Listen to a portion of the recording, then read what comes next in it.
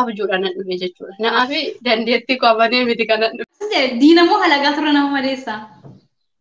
Sijjamma jechuudha. Horii odoo hin taane akka namaatti maazarii beekan ni marratan yoo ishee argan. Nu hojjetan horiimti gara. Namni bichuu wal baafatee yeroodhaaf walii dhaabata. Anu arjaa akka keenaa garree garaan koosuma yaadata. Nagaa fi ararrii jaalalli waaqayyoo isiniif haa baay'atu akkam jirtu hordoftoonni Saaroon Tuubii biyya keessaa fi biyya alaa akkasumas hordoftoonni amantaa biraa ashamaa harka fuunee isiniin jennee jirra. Guyyaa irraa kan ammoo nama ta'e isiniif qabadhee dhufee jira jechuudha. Nama kana ni beektu hundumti keessan irraas fayyadamtanii isin gargaaruudhaanis ta'e kan waan beektuunis ta'e waan dandeessu isin bira dhaabata nama jirtuu fi nama turedha. Namni irraan fayyadamnee irraan gargaaramu YouTube kana jira yoo jedhe harka habaasu ammuma laayivii kana jalatti jechuudha. Sababiin isaayyuu namoota hedduutu beektu jechuudha. Namoota gurguddaadha qabee hanga xixiqqaatti jechuudha. Nama kana isiniif qabadhee dhufeera jechuudha. Akkasumas keessummaa taatee marsa lammataatiin naaf dhiyaattee jirte jechuudha. Gara isheetti isin dabarsaa nagaa isin gaafattee ofis beeksisuu dandeesse jechuudha. Saaroon guddaa galatu carraa kana nalaachuu keetiifatillee ulfaadhu.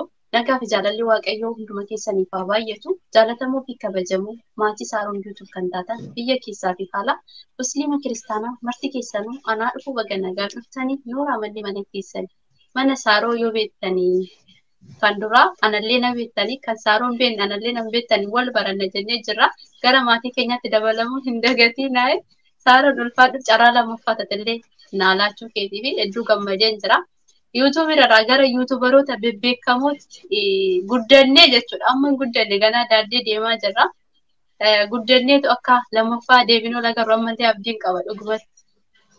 Tole atillee keessummaa kiyya kabajjee dhufuu keedhaa fi guddaa galatoomi isin jechuu barbaada hedduullee isin galateeffadha. Egaa bartanii jirtu isin jechuun barbaada. Isiniif fideera isin immoo maallaqa qofa kiisiidhaa qabdu taanaan bitatanii irraa galuu dandeessu jechuudha. Gara qophii keenyatti yoo dabarree qophii keenya deebisuudhaaf illee qophooftee dhufuu keedhaa fi guddaa galatoomi kallattumaan gara qophiitti yoo dabarree Oroon eessatti dhalattee eessatti guddattee jedha. Akkasumas maqaan kee originaalli yookiis immoo inni sirriin eenyuudha? Atillee galatoomi gaaffii keetii fi eessatti dhalattee eessatti guddatte? Baadiyyuma keessatti dhaladhe achumatti guddatte illee Haana Jalduu jedhama. Godinni keenya Ambooni kan beekamu. Maqaan kee inni dhugaan eenyu? Maqaan koo baay'ee isaanii beekanii kan hin beeknee fi maqaan koo dhugaa jalqaba akka dhaladheen baay'ee furdoodha. Namni danda'ee ol nan qabu jedhan dhugumatti odoo akka furdina kiyya garuu ulfaadhu malee. Kanaaf jiittanaa moggaasanii warri maatii natti dhiyeenya qabanii harka caalu harki warri maatiin maazarii diittaadha na waamanii. Egaa ani dammoo jaaladhu diittaa shunkurtii naan jetti ijoolleen baay'ee yoo na foggartan. Kanaaf maqaan koo dhugaa inni mana barumsaa Abbabachi naan jedhanii maqaa 3-4 qaba. Qixxallee maqaa baay'ee naa moggaasaniiru. Harka caalu maqaa mana barumsaa irrallee maqaan dhugaan jaaladhu maqaan abbaan koo ittiin na waama Maamush jedhee akka dhiiraatti na waama. Egaa yoo na laalta fuungee waan hin ta'eef natti kana gaaffii immoo namoonni Oroo foggortan dhaabbadha. Yeroo namoonni yeroo na foggoranii jettee waan jettuuf adaraa keessan hin foggoriina isiniin jechuu barbaada. Furdoodha waan ta'eef qalloodha ittiin jechuu hin danda'ina kana booddee isiniin jedha. Dhaamsa sumarraan Oroo isin dabarsedha. Kanaafuu gaaffii keenya nu deebisuu keedhaaf illee guddaa galatoomi. Gaaffii lammaffaan akkas jedha. Egaa akkuma beekamu Oroo 244 dha. Maqaan chaanaalli kee sarara dhaabateetu gaaffiin sun sanaatii wal qabata. Sababiin moggaasaa chaanaalli kee maalirraa kaatee akkas gochuu dandeesse nuuf ibsuu dandeessaa? Jalqaba maqaa kiyyaa gara YouTubii yoo dhufu itti yaadeeti miti. YouTubii kana dhufa akka carraattidha. Gara carraatti yoo dhufu maqaan kiyyaa tokkummaan humna jedha. Baay'ee dheerata. Walitti haga dhufanii haga nama gorsanii namoonni 3-2dha. Dhaabbatanii maqaan kee kun sarchiidhaan hin ba'u. Maqaan sarchiidhaan ba'u kami jedhanii ofuma isaanii dubbatanii nama 2 maqaa naa baase. Oroo 44tti moggaafadhu naan jedhanii nama naa kenne. Maqaan kun kennaadha. Lammaffaa Oromummaadha. Eenyummaa kiyyadha. Addatti amma mana jaraa yoo naqu Oromoo akkan ta'e baay'ee na beekan. Oroo 44 baga nagaa dhufte kan jedhantu jira warri Amaara dhugumatti jechuudha. Yeroo sana maali? An Oromoo ta'uu kiyya na beekani. Oromoo jechuun eenyummaadha waan ta'eef. Kanaaf dura yaadeen miti kana moggaase amma jaaladhee jira maqaasa dhugumatti jechuudha. Ulfaadhu mubee 430 moggaase. lakkoofsi ishii mallattoo oromummaa miti maqaa kana maa moggaafatte namoonni naan jedhan ni jiran yaa lakkoofsa 44 jettu kun hiikkaa ishii maal nama 3 na gaafate garuu hiikkaa isaan beeku akkuma jedhu dommeekiin mogga'e garuu oromoo iddoo jedhutti jaaladheeraan. Akkasuma garuu kennaadhallee jechuudha maqaa sana akka carraan dhufee edde dingata nama laaloo dhufteetu gara YouTube akka carraa gaafattu waamichi qaqqabee dhufte. Ishee kanatti ibsa bal'aa barbaanna. Waa baay'ee na dubbisiisuudhaaf YouTube hin beeku dhugumatti akkuma jedhe mana baadiyyaatti dhaladhe televezyiinii xiqqoodha kanan laalaatti guddadhe malee akka ijoollee asii fajjedheeti miti kan guddadhe baadiyyaa gabareedha maatiin kiyya. Silkii kana oriijinaal isa kana dhuguma biyya arabaattaan qabadhe biyyatti hin beeku warra jajjabaatan narra qabata malee. YouTube silkii koo keessa jiraachuu isaa nan beeka garuu achi keessa maaltu akka jiru dhuguma dubbachuudhaaf hin beeku. Miidiyaan fayyadame feesbuukiidha. Garuu akkuma carraa nabsi isaa maru bileessi keenya aceen gaafa du'u feesbuukii nan jiru. Sababni isaa wanti odeeffamu wanti gadlakkifamu waa'ee caaluu ture. Sababa isaaniin ofuma kiyyaa waan boqonnaa dhabee hin baqadhe feesbuuk irra. Siruma seenuu dhiisee baay'ee footoo nan gadlakkisaa barreeffama gaggabaabaa nan barreessa. Eegas feesbuukii nan jibbe fayyadamu. Gaaf sana ofitti yoon deemu maalin fayyadama ijoollee wajjin walitti dhufee jiran qaba dubbii kana akka durii seentuu dhiiste jennaan oduma waan kanaan dubbatamu abjuudhaan dhufe ijoollee gara YouTube dhugumatti mul'atamu abjuu jedhan garuu naa milkaa'eera dandeettii firaankii laaleen beeku maqaa firaankii eegan dhufee ofii chaanala mataa koo banadheen baree diraamaa YouTubeidhaan hin beeku TVdhaan hin beeka malee jechuudha wantoota amma geggeeffaman yookiin taatee kana nama tokko laaleen beeku amma YouTube mataa koo banadhu eegan YouTube manaa koo banadhe viidiyoo nama taa'ee qalbiidhaan kana dhaggeeffachuu jammare kanan koomentii kennu ammadha malee dura hin beeku akkamitti dhufte abjuudhaan dhufe jechuudha na abjuu san namatti hime nama banadhu naan jedhe kanallee wanti kun waan akkanaati jechuun baay'ee waan nama sodaachisu ture boo'een dhaqee himadhe waan akkanaa kana hojjedhu ni milkoofta naan jedhe inuma milkaa'e immoo dhugaa dubbachuudha. Kanaaf dandeettii qabanee miti kanan dhufe jechuudha. Tole guddaa galatoom isaallee erga akka carraa ta'etti ani waamicha tarii nama tokko si waamee farsoo fa'aa buna fa'aa shaayii fa'aa dhuguu dhuftee akka chaansii dhuftee asumatti haftee natti fakkaate yeroo tokko.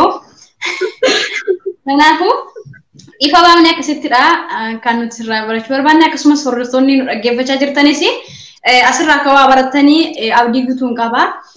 Wanta ati fakkeenyaaf abjuudhaan ta'e karooraan itti adeemtu abjuu jennaan abjuu normaa osoo hin taane egaa abjuudhaan kan uffatee adeemtu kanatti milkoomni tokko illee hin jiru kun isheellee itti milkaa'ee hin jirattee jirti. Dhuguma namoota hedduudhaaf immoo karaa taatee jirti jechuudha. Ani sababa isheen interviiyuu taatee mana keetti dhiyaatte osoo hin taane hundi keessanuu ragaadha. Hundumtuu kan irraa fayyadamtanii isinitti himtee wanta hin beekne isin agarsiiftedha jechuudha. Namni kun hundi keessan ni beektu jechuudha. Kanaafiyyuu baga nuuf dhuftee baga YouTube illee dhuftee asumarraan immoo ani garuu joortuun jedha mubee 430 guddaa galatoomii maqaa kana gabaabsitee kanatti baastee kunoo ishee jajjabaachuu ishee jennaa asumarraan galatoominnaani gara gaaffii sadaffaatti dabarraa isa dursa garuu saawwan tiksitee beektaa? Saawwan tiskeen beeku dhugaatti. Ani gaaffiin sun garuu saawwan wajjin wal qabata waan ta'eef gaaffiin sun chaansii sirra bu'ee osoo nama biraa ta'e okee warra saawwanii irra hin buune. Saawwan tiksuu keessatti wanti nama irraa barbaachisu lama maqaa dhahi. Fakkeenyaaf ani saawwanan tiksa yoo ta'e narraa maaltu barbaachisa waan lama? Saawwan kanatti obboleessa hangafa waan hin qabuuf isatti tiska. Quxisuun koo dhiiradha. Ani gidduun jira baay'ee maaziriidhuma gargaarutti malee gara horiin hin bobba'amne. Garuu yeroo baay'ee obboleessi kiyya gaaffiin inni gaafatu xilaa fi caammaan na jalaa dhumee boota. Dhugumatti jechuudha. Lammaffaa isaaf yeroo baay'ee caammaan hin bitamaa nuun hin bitamu. Isin mana teessan nuun jedhanii isa caammaa bitan yeroo baay'ee geggeeddaranii. Kanaaf yookiin kooshoo yookiin xilaadha yookiin caammaa wanti inni dhabee manaan baane nyaata yoo dhaballee waan kana lamaan giddi irraanfatee yoo deeme geessaa fi jedhamna. Ani xilaa yookiin kooshoo fi caammaan jedha waan tiskeedha barbaachisu. Akka nu badhetti jechuudha. Kooshoo jechuun fakkeenyaaf kashkaashee fa'aa jedhama jechuudha akka biyya keenyaatti kan yeroo roobni roobu sana ofirra kaawwatanii yookiis immoo keeshaa keessaadha kan inni bahu sana tokko immoo caammaadha. Dhuguma immoo wanti barbaachisaadha jechuudha. Sababiin isaa illee yeroo mo'aallee ni barbaachisa kashkaasheen akkasuma caammaan immoo qoraattiiwwan garaagaraa keessa deemu waan ta'eef nu deebistee jirta. Wantoota lamadhaan malee wantoota hedduudha. Ta'u malee lamaan nu deebistee jirta. Guddaa galatoomii garuu sa'aatii guyyaa tokko sa'aatii tiksitee beektaa natti fakkaata. Caammaa boleessa kee hattee akkasumas immoo kashkaashee isaa hattee tiksitee beektaa odeessitee natti fakkaata. Lakki caammaa isaa hin hanne garuu isaaf caammaan dafee yoo bitamu inni naamna turre bileeyyan keenya. Ani caammaa doon qabaatin inni caammaa hin qaba. Kun dhugaa jirtudha baadiyyaadha waan taaneef isin mana ooltanii nuun jedhanii jalqaba jedhee bira isaaf caammaa yoo bitan nuun bitanii isaa lammaffaa bitan odoon tokkittii kaawwadhu jedhee lolee nan beeka. Addatti dammoo hangafa waan ta'eef baay'ee jaallatti maaziriin isaa waan kana daftee gooti. Iddoo kanatti inaaffanan qaba dubbadheen jira viidiyoo godhurii keessatti. Bakka asumarraa yoo dhagaa jiraatte illee waan ooroon yookiin immoo abbeensi gochaa turte asumarraanii inaafaan ture akkam caammaan si bita malee caammaa kee fakkutuufan ture jechaa jirti. Baga si oolchee caammaa kee ittiin kaawwattee horii tiksitee jedhan immoo asumarraan dhaamsa jechuudha. Tole gaaffiin itti aanu okoleen fakkeenyaaf okoleen saawwan elmitee beektayi. Gaaffiin na ajaa'ibayyuu gaaffii kanadha. Namatti hirkachuun na barbaachisa. Sababni isaa xiqqoon ture dhugaa saawwan keenya maaziriin tokkoffaa irratti aannan namni elmee akka ishiitti garaa ishee hin ga'u. Yoo maaziriin mana hin jirre inni lama. Garuu dhuguma irkoon barbaada. Sababni isaa saawwan keenya maazirii sirriitti beekan bonas ta'ee ganna horii 2 3 4 elmatti maazirii galataa waaqayyo hin dhabdu. Garuu yoo ishii mana baatu ati elmee abalutti binaan jetti. Sababni isaa uffata kaawwattu malee ofitti simbutani maazirii fakkaattee dhadhee erguu kan dandeessu horiiwwan keenya. Ishee yoo arganii ni marratanii keenya yoo ta'an ni dhiitatani. Horiimti garaamii muttola jedhanii dhaabbatani. Kanaaf jecha aannan hin elmitu yookiin immoo maallaan jabbifaatti gallakkisee ficcisiisa fa'aa ture. Kanaaf obboleessi kiyya na biraan dhabamu yoo dhaabbadhee elmu yaati qollee waan hin ture yeroo sanitti yookiin ati bira dhaabbadhu jettiin yookiin ati abaluu elmitu jedhama. Nan elma garuu of danda'eeti miti. Boru wanti kun keessin irratti bana. Odumaan beekuuf hin danda'u. Sababni isaa yookiin aannan ficcisiisa yookiin immoo na didaniiti odoon elmamiin guyyaan afaanillee jiranii koleen jedhan waan ta'e. Sababni kana garuu baradhee jira. Okay, saa elmite beekta garuu hirkattee elmaa turte jechuudha. Sababiin isaayyuu intini katee yookiis immoo wayyaa maazirii uffattee deemaa turte jechuudha. Bagansi dhageessi.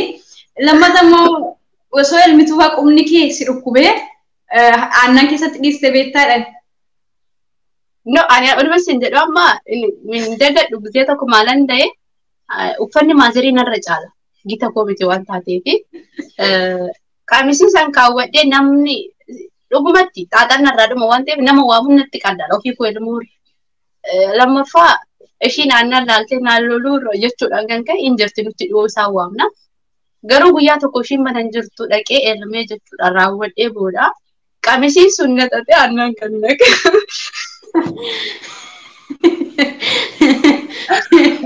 Aannan kan naqe. Mudannoon akkanaan jira. Garuu nan elma dhugumatti garuu mudannoo baay'een qaba. Saawwan keenya didoota ta'uu isaaniirraa kan ka'e. Tole asirraa mudannoo kanarraas ta'e akkasumas immoo horoon sa'a elmuudha ta'e akka isheen gannattee dhangalaaftee sanaan immoo uffata miiccattee asumarraa barachaa jirtu. Dhuguma jechuudhaaf jechuudha saawwan yeroo nuti yeroo jalqabaaf gara elmaa yookiis immoo sa'a elmuutti waan mudannoo hedduudha kan nuti qabnu. Yeroo fakkeenyaaf horii keessaa elman illee yookiis immoo harkisan illee qubni illee nama dhukkuba jechuudha. Qubni illee namatti ni dhukkuba. Sodaa fa'i nutti dhaga'ama jechuudha. Maaliif saayii tokko tokko kan nama dhiiftu jirti. Akkasumas immoo horiimti garraamii illee ni jirti jechuudha. Horiin tokko tokko immoo akkasumatti ofitti illee kan nama hin bunne jiru jechuudha. Ati garuu goyoomsittee haadha kee fakkaattee dhaqxee elmachuun keeyyuu araadummaadha sa'ittii sana goyoomsitee jirta jechuudha. Osoon argeettan himan ture garuu maal godha yeroo sana bira darbe malee jechuudha. Qoosishi.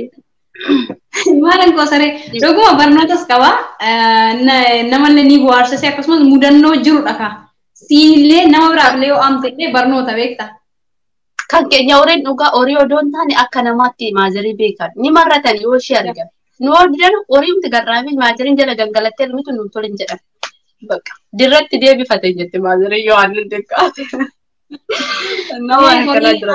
yoo si jedhani ni deeffatu jechuudha. Aannan qabanii ni deeffatu jechuudha. Jabbiifis ta'e ofii namaaf illee hin kennani. Gara gaaffii keenya itti aanutti yoo deebine jechuudha. Diina moo halagaa turre nama madeessaa jedha. Diina moo halagaa turre nama madeessa. Lachuu tokkuma bar garaagarummaa isaa maali? Akkasuma jedhe diina moo halagaa turre nama madeessaa. Sijjammaari halagaa dhumatu diina sitti ta'a. Firri kee koo keessa firadha. Dhugaa dubbachuudhaaf. Ana firri na dhukkubsuun jedha. Sababni isaa amma tokko dhiiga. Madeessis hin madeessu. Si madeessus booda anuma jedha. Maaltu jira seetanii? Maqaan keenya ol qabatee jirti. Harka ofirraan kutani. Amma fee fokkisu amma fee dhukku harka kee kuttaa miti. Dhiigni keellee dhiiga keeti. Abalu jedha. Maqaan maqaarraa waan hin dhaquuf ni waamama. Alagaan alaguma jedhanii miti. Kanaaf diina turre nama madeessa jedha. Halagaan nama madeessu jechuudha. Alagaan moo diina jettisaa? Diina moo halagaa turre nama madeessu jedhe. Diina moo halagaa turre nama madeessa. Gaaffii saba tokko ta'a. Hanna dhibee jira. Diina moo halagaa turre nama madeessa. Diina turre nama madeessa. Diinni diina keeti maal si jedhaan eega sitti dhufu. Halagaan nama madeessu. Dhugaa daangalle si jammari diina moo halagaa turre si madeessa. Diinni illee halagaan illee tokkuma jedhee fudhadhe jalqaba akka fudhadhe si deebiseera garuu halagaa ta'eedhaaf qofa si madeessu kan namni anaafatti fakkeenya obboleeyyan garuu hin jaalanna halagaadha anaafatti. Kanaaf garuu na jaalattas hin jaaladha jaalala obbolummaati. Diinni koo fi diinni fakkeenya anaaf si gidduu diinni jiraachuu danda'a. Yaadatta ijoollee profaayilii guyyaa si godhadhe tokko guyyaa jalqabaaf diskilaakii na godha footoo keerratti.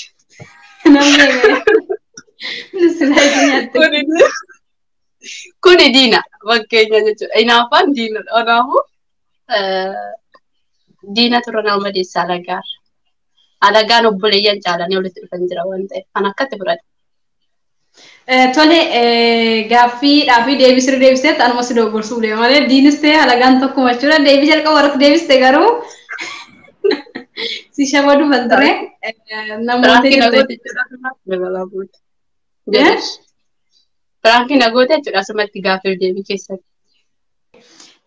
Gaaffiin itti aanu immoo jechuudha miti osoo carraa argattee haadha kee mucaa kee biyya kee fudhuu deemsii jedhanii kamiin fudhattee deemtaa? Biyya akkamitti fudhatanii deeman? Ani hin beeku gaaffii bichaan jedhe bara. Biyya kee fudhadhee kan deemu biyyi hin deemu ijoollee. Biyya jechuun nama jechuudha bara. Namni warra hin jiraanne biyya akkamitti biyya jedhama lafa jedhama malee. Nama hundammoo fudhadhee deemuu hin danda'u. Kanaaf asiif achi odoo hin qabin mucaa koo fudhadhee deema qaama koo keessaa kan ba'e maatti godha kan. Bakka Taa'ee kennisaa Sijjammar saaroori dhugaa dubbannaa yoo ta'e biyya keeddoo jetteetti biyya akka kootti nama jedhee tan fudhadha. Nama hunda deemmoo fudhadhee deemuu hin danda'u. Haadha koo fi mucaa koo keessaa yoo ta'e garuu haati koo ijoollee qabaachuu dandeessi. Abbaa manaa si jaalatu qabaachuu dandeessi. Kanaaf ilmoon koo garuu ana malee hin qaban ilmoo koo fudhadhee deema.